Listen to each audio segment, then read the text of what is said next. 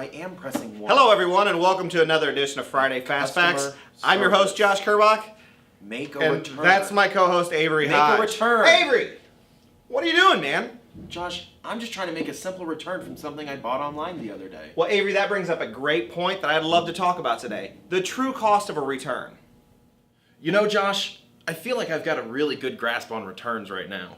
You know, Avery, you're absolutely right. No, I'm still on hold. We often forget about the estimator's lost time, the technician's lost time, the parts department's lost time, and not to mention the office staff hunting down the credits.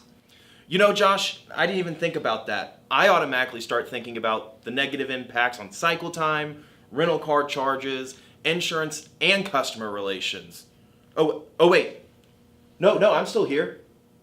Well, I guess that's another edition of Friday Fast Facts. And remember, it's not just a part in a box, it's the original one. And also remember, there truly is the hidden cost for a return. Especially when you buy a loofah for your cat. Sorry, Mr. Bojangles.